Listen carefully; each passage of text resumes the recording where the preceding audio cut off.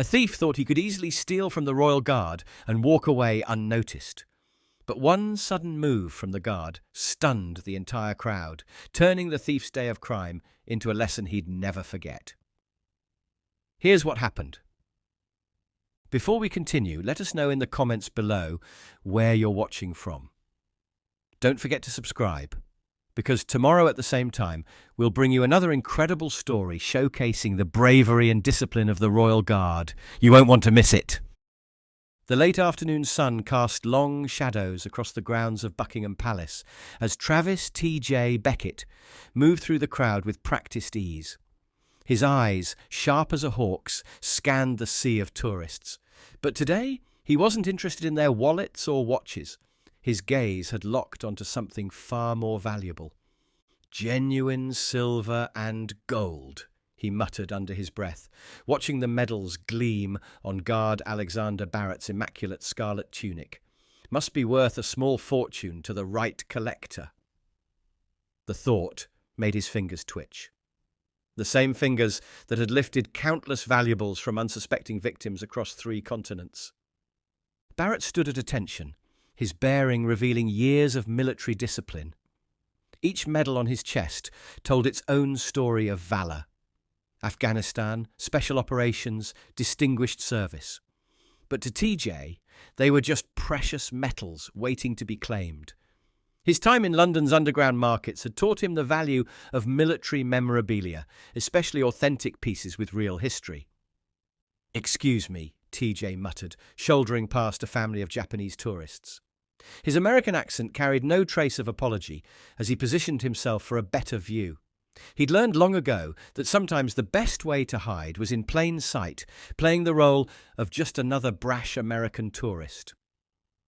Guard Barrett remained motionless, but there was something in his stance that spoke of more than ceremonial duty. The set of his shoulders, the way his hands gripped his rifle, these weren't the marks of someone who just stood still all day. These were the subtle signs of a warrior temporarily tasked with peaceful duties. A light breeze stirred the medals on Barrett's chest, making them catch the sunlight. TJ's trained eye identified each one. Campaign medals, service awards, decorations for valor. He'd seen similar pieces in the back rooms of London's less reputable antiquities dealers. 10, maybe £15,000, he calculated silently. More if I can verify their authenticity. The crowd shifted and swayed around him as TJ continued his assessment. 8 years of professional theft had taught him to read situations like others read books. He noted the guard's height, build, the precise spacing of the medals, the way they were mounted. Every detail would matter when the moment came. What TJ failed to notice, however, was the subtle tension in Barrett's jaw, the kind of tension that came from years of combat awareness. While the guard's eyes remained fixed forward in ceremonial duty, his military instincts were far from dormant. Those same instincts had kept him alive through firefights in Helmand Province, through operations too classified to name. "Perfect," TJ whispered, finalizing his mental calculations. After all, what could a guard who couldn't move possibly do to stop him? These royal guards were famous for their discipline, their unwavering stance. To him, that discipline wasn't a sign of strength. It was a weakness waiting to be exploited. For 20 minutes, TJ circled the courtyard with predatory patience, each pass bringing him closer to his target. His movements were casual, practiced, just another tourist taking photos, admiring the architecture, but his eyes never left those medals, calculating angles, timing the gaps between security patrols. "It's all about the performance," he reminded himself, having perfected his craft in the crowded streets of Rome, Paris, and now London. The secret wasn't speed or stealth, it was making people see what they expected to see.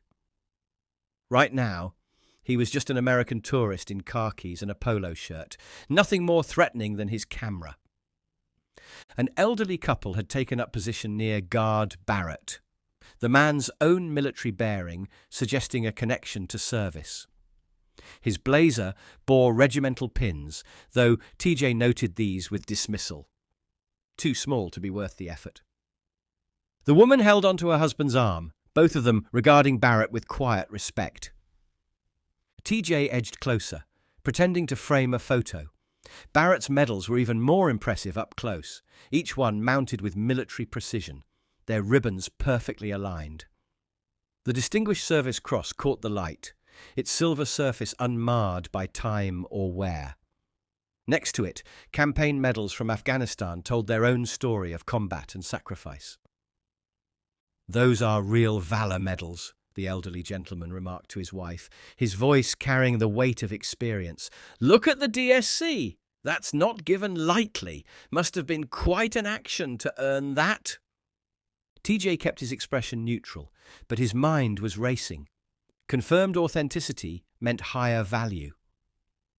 The black market collectors he dealt with would pay premium for medals with documented history, especially those awarded for actual combat.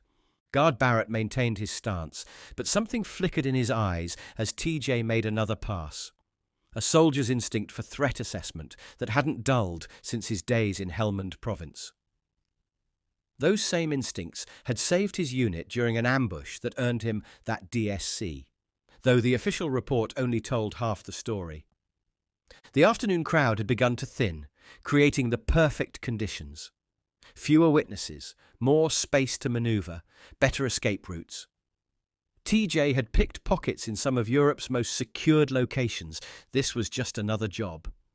The fact that his target couldn't move without breaking protocol was just an added advantage. "Did you serve with the Guards Regiment?" the elderly man asked his wife, nostalgia evident in his tone. "Back in '82, wasn't it?" "Royal Military Police," she corrected softly, "though we worked alongside the Guards often enough. Different times back then." Their conversation drifted over TJ as he made his final preparations. He'd already mapped 3 escape routes, noted the positions of every security camera, timed the patrols.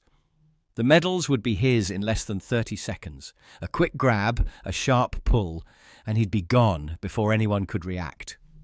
What TJ didn't realize was that Guard Barrett had been tracking his movements with combat-honed precision. Behind that ceremonial stillness lay the coiled readiness of a soldier who'd fought in conditions where the slightest hesitation meant death. The medals TJ coveted hadn't been earned in parades or ceremonies. They'd been earned in blood and battle. The sun had shifted again, the changing light creating deeper shadows across the courtyard, perfect conditions for what TJ had planned. He moved into his final position, adjusting his stance with the casual grace of someone who'd made theft into an art form. One more pass, he thought, noting how the elderly couple had shifted slightly, creating an unintentional screen between him and the nearest security camera. Everything was aligning perfectly. The timing, the positioning, the distractions. What he failed to notice was the subtle change in Barrett's bearing. The guard's fingers had adjusted their grip on his rifle by mere millimeters, a change invisible to civilians but clear as a warning shot to anyone with combat experience. The elderly gentleman saw it, recognition flickering across his weathered features. The stage was set. TJ began his final approach, each step bringing him closer to a confrontation that would shatter his assumptions about ceremonial guards and teach him the hard way about the difference between protocol and power. The medals gleamed in the fading light, unaware they were about to become the centerpiece of a lesson in respect that none of the witnesses would ever forget.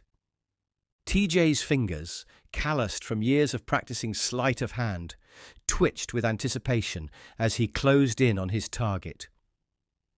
This close to Guard Barrett, he could make out every detail of the medals that had caught his professional eye. The intricate metalwork of the Distinguished Service Cross, the precisely spaced campaign medals, each one mounted with military precision on the scarlet tunic.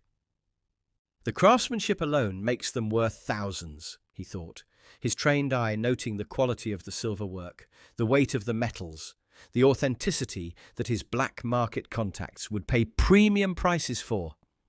The Distinguished Service Cross gleamed in the slanting sunlight, its surface unmarred by time or wear. That one alone would fund 6 months in Monte Carlo. His hand moved with practiced confidence, each motion calculated to appear natural to any watching eyes. 8 years of lifting valuables across Europe had taught him that success wasn't about speed, it was about belonging.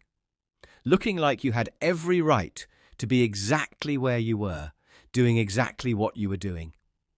Just like taking candy from a baby, he thought, closing those final crucial inches.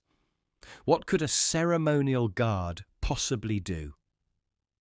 These soldiers were famous for their stoicism, their rigid adherence to protocol. In TJ's mind, that made them perfect targets. Can't break position, can't move, can't do anything but stand there and take it. The elderly couple noticed first. The woman's sharp intake of breath cut through the general tourist chatter, barely audible, but carrying the weight of recognition. Her husband's reaction was more pronounced, the sudden squaring of shoulders, the shift in stance that spoke of years spent in uniform. Combat veterans developed instincts that never quite faded, the ability to spot trouble before it fully materialized. "Sir," the elderly man's voice carried the unmistakable crack of command, the tone of someone used to being obeyed. "Step away from the guard." His hand moved unconsciously to his own regimental pins, a gesture of solidarity with a fellow serviceman. But TJ was already committed. His fingers, nimble from countless similar operations, brushed against the first medal. The metal was cool beneath his touch, despite the warm afternoon, its surface catching the sun and throwing off a brief flash that seemed to signal the point of no return. Up close, he could read the inscription, see the battle honours etched into its face, details that would make it even more valuable to the right buyer. Time seemed to crystallize in that crucial moment, sounds becoming muffled as though underwater. Guard Barrett remained motionless, the perfect picture of ceremonial discipline. But something had changed in the air around him. It was like the pressurized calm before a thunderstorm, that electric tension that makes the hair stand up on the back of your neck. His eyes, though still fixed forward as protocol demanded, had taken on a hardness that spoke of other places, other moments. Battlefields where split-second decisions meant the difference between life and death. TJ's grip tightened on the Distinguished Service Cross, his fingers finding the mounting points where medal met uniform. One sharp tug would be all it took. He'd practiced this countless times on lesser targets, watches, necklaces, anything that could be grabbed and pulled in one fluid motion. The medals were mounted firmly, but he knew exactly how much force to apply, how to angle the pull for maximum efficiency. "Look at this guy," he muttered, loud enough for nearby tourists to hear, playing his practiced role of the ignorant American tourist. His voice carried just the right mix of casual disrespect and manufactured courage. "Bet these aren't even real." His fingers closed around the medal, feeling the weight of its history, its significance, all of which meant nothing to him beyond potential profit. With practiced confidence, he pulled. The sound of tearing fabric cut through the ambient noise of the courtyard like a gunshot. TJ had expected the medals to come free easily, a clean break he could conceal with a quick turn into the crowd. Instead, he found himself struggling with the unexpectedly robust mounting. The fabric of Barrett's uniform resisted, decades of military tradition refusing to yield to common theft. "Bloody hell!" someone in the crowd gasped, the British accent thick with shock. Phone cameras swiveled toward the commotion, their electronic clicks providing a staccato backdrop to what was quickly becoming more than just another tourist interaction with a royal guard. The crowd's movement changed, people drawing back instinctively, creating a circle of space around the unfolding scene. The elderly gentleman stepped forward, his own military bearing becoming more pronounced with each passing second. His face had hardened into the expression of someone who'd seen combat, who understood exactly what was at stake. That's enough. Those medals were earned in combat, you fool. The last word carried the weight of someone who knew exactly what combat medals meant, what they cost in blood and sacrifice. But TJ wasn't listening. His frustration mounted as the medals refused to come free cleanly.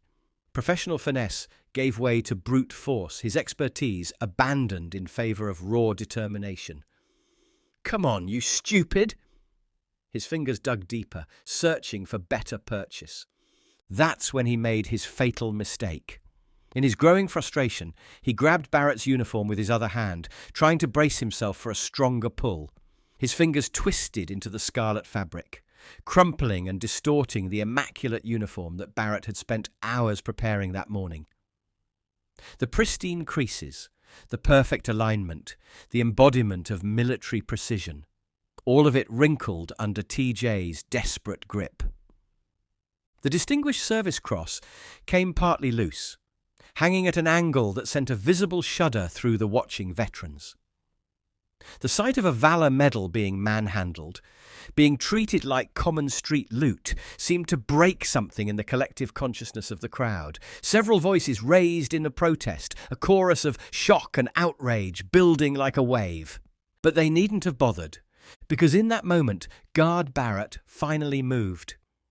The motion was so sudden, so precisely executed, that later accounts would differ on exactly what happened.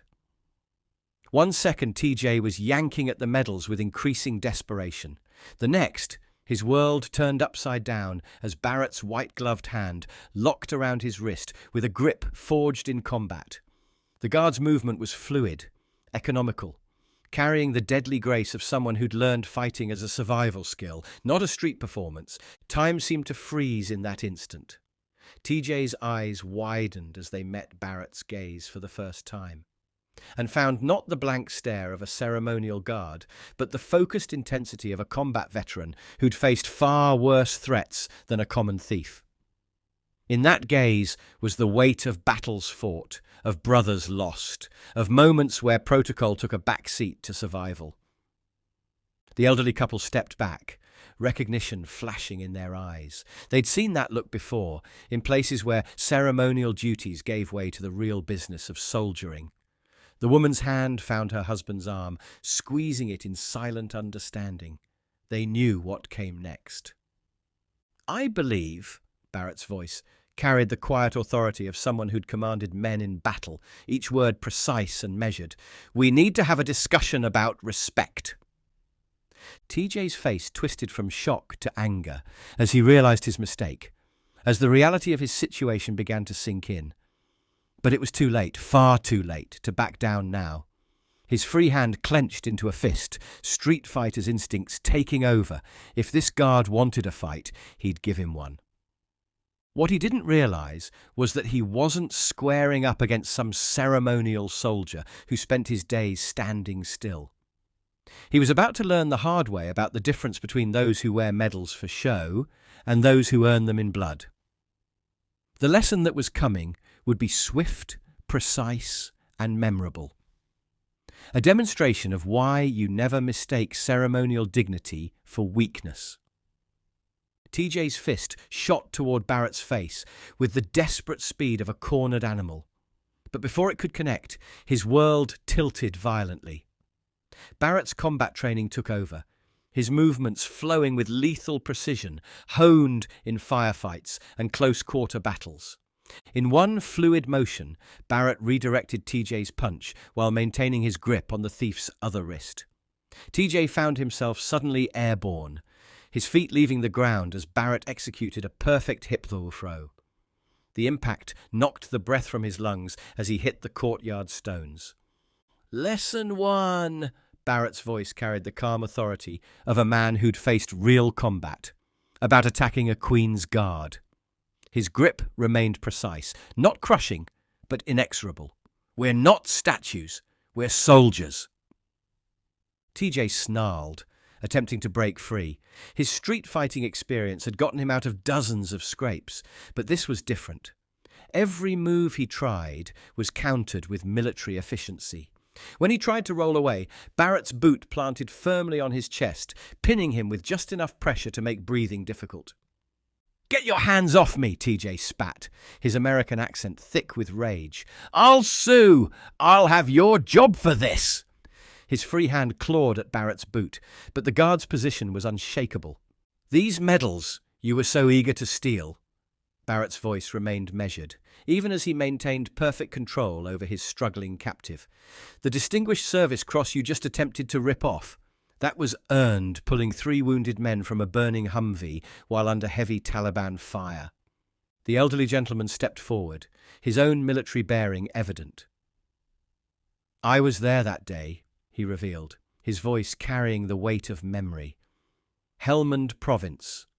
The entire valley was lit up with enemy fire. Barrett here ran into that kill zone 3 times to save his men." TJ tried to buck upward, but Barrett's control was absolute. Each movement was met with precise counter-pressure, the kind that came from years of hand-to-hand combat training. The guard's ceremonial uniform didn't restrict his movements at all. If anything, he seemed more fluid, more dangerous in his formal attire.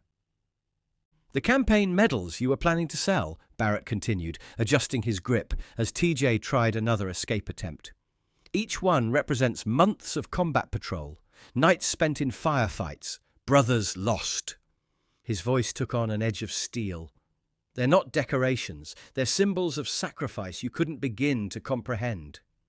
TJ's response was to spit upward, but Barrett simply shifted his weight, increasing the pressure on TJ's chest just enough to make him gasp. The move was calculated, professional, the perfect balance between control and restraint. "I've faced insurgents in Kandahar," Barrett's words cut through TJ's struggles. "Survived ambushes in valleys where the only way out was through enemy fire. And you thought, what? That because I stand guard here, I've forgotten how to fight?" Another desperate attempt at freedom was met with a swift joint lock that made TJ yelp in pain. Barrett's movements were precise, each one designed to control rather than harm, but the underlying power was unmistakable. "The funny thing about ceremonial duty," Barrett continued, his voice carrying across the now silent courtyard, "is that it requires the same discipline that keeps you alive in combat, the same focus, the same unwavering commitment." His grip adjusted slightly as TJ tried to twist away. "The only difference is what we're fighting for." The elderly woman stepped closer, her own military experience evident in her bearing. "Each crease in that uniform," she addressed TJ, "each polish on those boots, each medal you tried to steal, they're not for show. They're a reminder of what service means, what sacrifice looks like." TJ's struggles began to weaken, the reality of his situation finally sinking in. But there was no remorse in his eyes, only the calculating look of someone already planning revenge. "Here's what's going to happen." Barrett's voice took on a commanding tone that had once directed troops in battle. "The police are on their way. You'll be charged with attempted theft, assault on a serviceman, and disrespecting military honours. Yes, that's a real charge here." His boot maintained perfect pressure as TJ tried one last buck.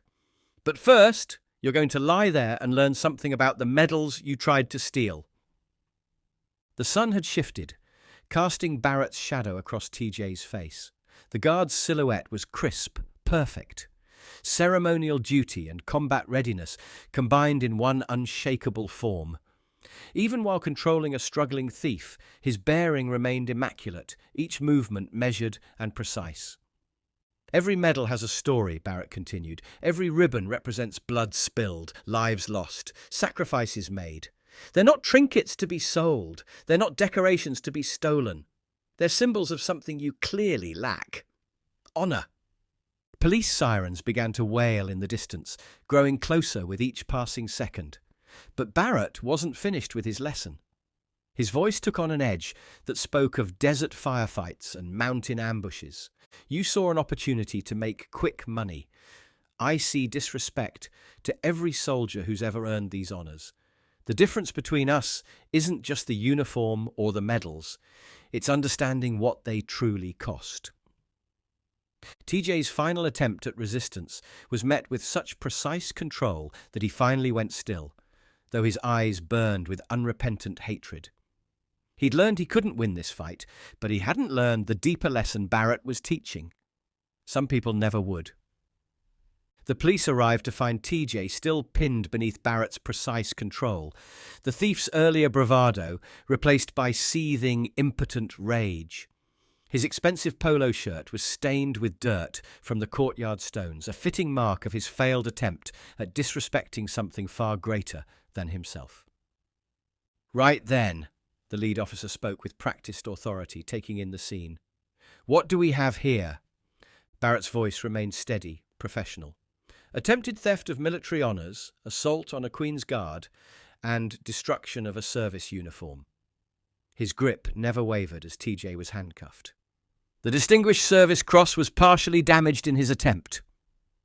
The elderly gentleman stepped forward, military bearing evident as he addressed the officers.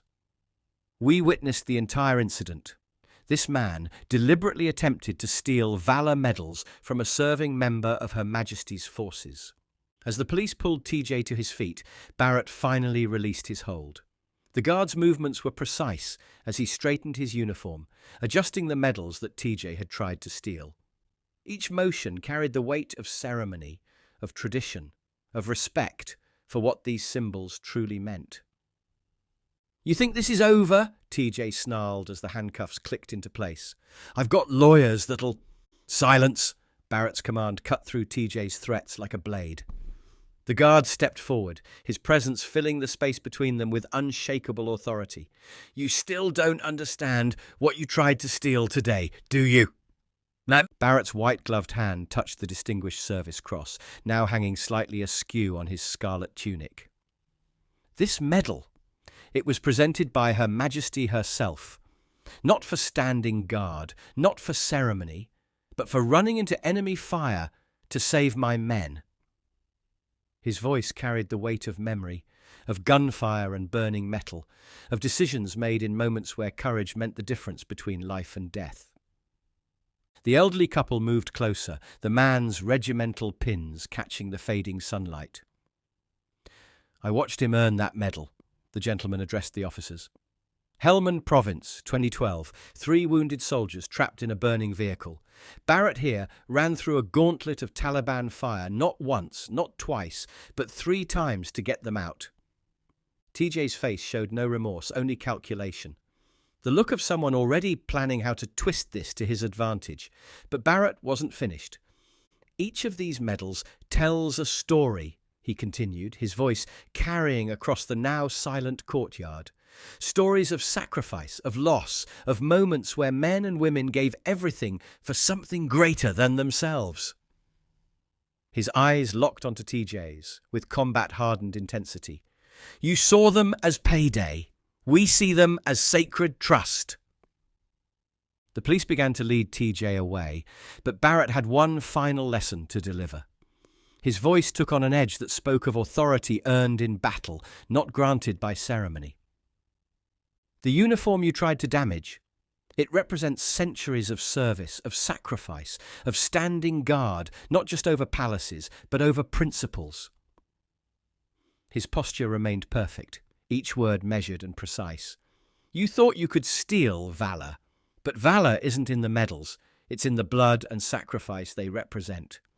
TJ's response was a bitter laugh, as the police guided him toward their waiting vehicle. "Keep your medals, soldier boy. In the real world, they're just metal and ribbon." "That's where you're wrong," Barrett replied, his voice carrying the quiet confidence of someone who'd faced real battles. "In the real world, they're symbols of everything you'll never understand. Honor, duty, sacrifice. Things that can't be stolen, only earned."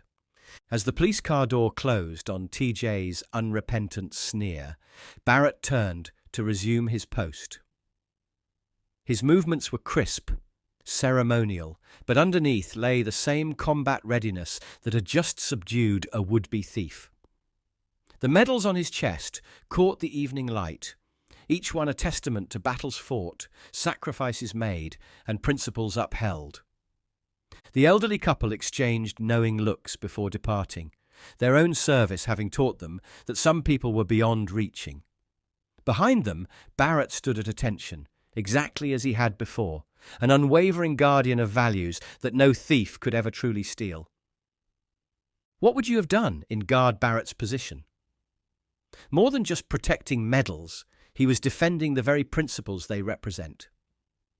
When faced with those who seek to dishonor sacrifices they don't understand, sometimes the strongest response isn't in words, but in actions. Think about the medals you might have seen on veterans' chests.